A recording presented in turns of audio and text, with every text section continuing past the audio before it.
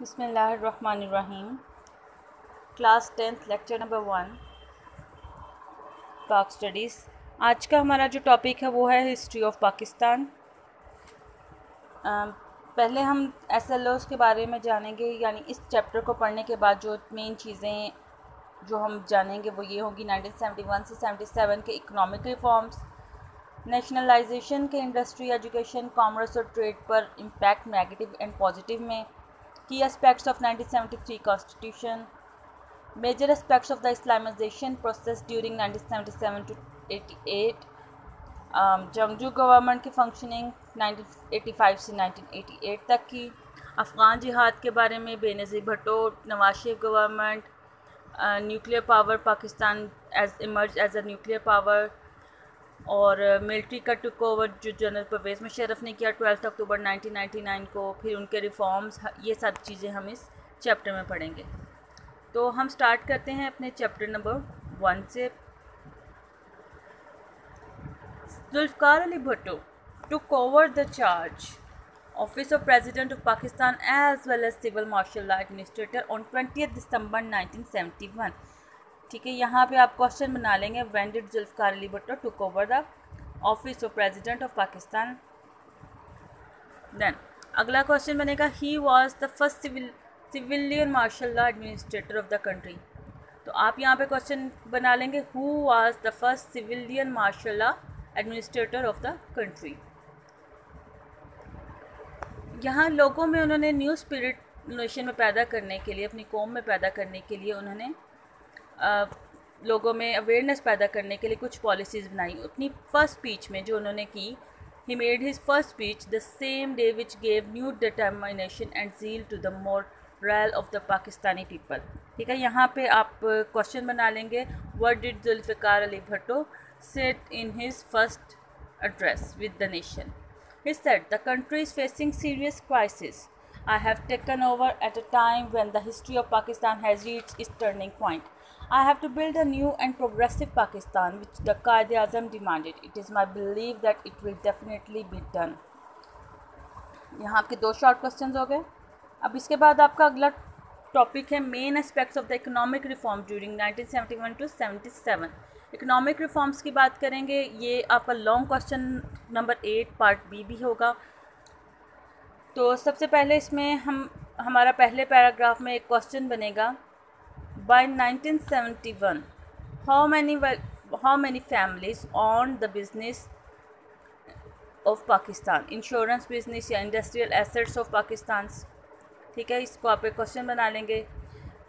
by 1971 60% of the country industrial assets and 80% of the insurance business were owned by 22 families on December 22nd 1971। Passport of 22 capitalist families, यानी जो अमीर तबका था, उनकी जो सरमायादार जो तबका था, उन फैमिलीज़ के 22 फैमिलीज़ के पासपोर्ट जो थे वो ज़ब्त कर लिए गए, कॉन्फिस्केटेड होता है, ज़ब्त कर लिए गए। Industrial licence of more than रस 100 million what issued to 19 companies were declared illegal. ठीक है, इसमें उन्होंने कहा कि 19 कंपनियों को जारी किए गए 10 करोड़ से ज़ायद के सनती लाइसेंस गैर कानूनी करार दे दिए गए। अगला में आपका हेडिंग बनेगी industrial development and stability. Heading भी बना लेंगे आप, और इसमें यहाँ पे आपका शॉर्ट क्वेश्चन भी एक और हो जाएगा, what did Zulfikar Ali Bhutto do for industrial development and stability. What did Zulfikar Ali Bhutto do for industrial development and stability. तो इसमें हम पढ़ेंगे कि Zulfikar Ali Bhutto considered industrial development and stability essential for the development of the people of Pakistan. His main goal was the betterment of the people. He disagreed with the policies of capitalists, the wealthy and the industrialists. To save the people from the injustice, Mr. Bhutto issued an ordinance on 2nd January 1972। बेटा ये की points जो हैं, ये dates जो आएंगी, ये आपने हाईलाइट कर लेनी है, ये आपने लाजमी करना है। On 2nd January 1972, under which 10 heavy industries were nationalized by the government। ठीक है, 10 बड़ी सनतें जो थी, इंडस्ट्रीज़ जो थी, उनको गवर्नमेंट ने अपने अंडर ले लिया। तो उन यहाँ पे आपका एक क्वेश्चन ये कंप्लीट हो गया। इसके बाद आपका अगला क्वेश्चन बनेगा कि name the name the industries taken over by the government. तो इनके नाम है automobile industry, chemical industry, consumer good industry, steel industry, heavy equipment industry, petrochemical industry, cement industries, social welfare service industries, tractor industry, heavy electrical equipment industry. Then इसमें से भी आपने just underline करके इसको आप थोड़ा शॉर्ट बेशक कर लें।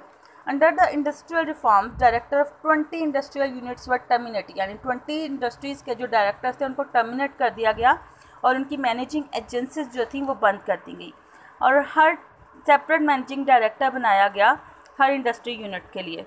In the internal of the interest of the country 11 more industries unit were nationalise. उसके बाद 11 और जो इंडस्ट्री थी उनको ये नेशनलाइज किया गया 16 जनवरी 1972 को। The above mentioned action of Bhutto's government, Bhutto की गवर्नमेंट का जो ये एक्शन था, गिव स्ट्रेंथ इकोनॉमिक स्टेबिलिटी, इसने इकोनॉमिक स्टेबिलिटी यानी सनत में इक़्तिसादी इस्तेहकाम पैदा किया एंड करेज इंडस्ट्रियल डेवलपमेंट, और सनत में तरक्की हुई।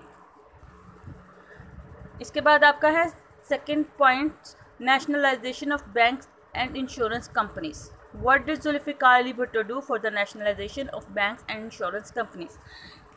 ठीक है, इसका आपने जितना मार्क किया हुआ नज़र आ रहा है सिर्फ उतना ही करना है। तो इसमें सिंपली आपको बता देती हूँ कि बहुत से कैपिटलिस्ट जो ख़ानदान थे, उन्होंने फैमिलीज़ जो थी उनके अपने बैंक्स थे, इंश्योरेंस कंपनीज थी, जिसकी वजह से सरमायादार जो निज़ाम था, यानी कैपिटलिस्ट सिस्टम जो था, उसको बहुत ज़्यादा तक़वियत मिल रही थी, ताकत मिल रही थी और हुकूमत को इनसे कोई फ़ायदा नहीं हो रहा था। तो for the economic stability, economic जो इक़्तिसादी तौर पर इस्तेहकाम के लिए तमाम इंश्योरेंस कंपनीज जो थी उनको नेशनलाइज कर दिया गया और उसको स्टेट लाइफ कॉरपोरेशन के तहत कर दिया गया।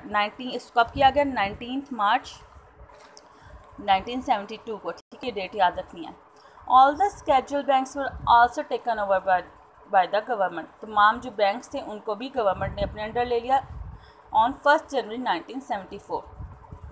ठीक है, इसको बस आपने इतना ही करना है। इसका हमें फ़ायदा ये हुआ कि जो ज़बरदस्त फ़ायदा इससे लोगों को इक़्तिसादी, हुकूमत को इक़्तिसादी लिहाज से फ़ायदा पहुँचा, रुपया अवाम की फ़लाह व बहबूद पे, लोगों की बेटरमेंट पे ख़र्च होने लगा। ठीक है, यहाँ पे आपका ये पॉइंट ख़त्म होता है। Lecture number 1 completed.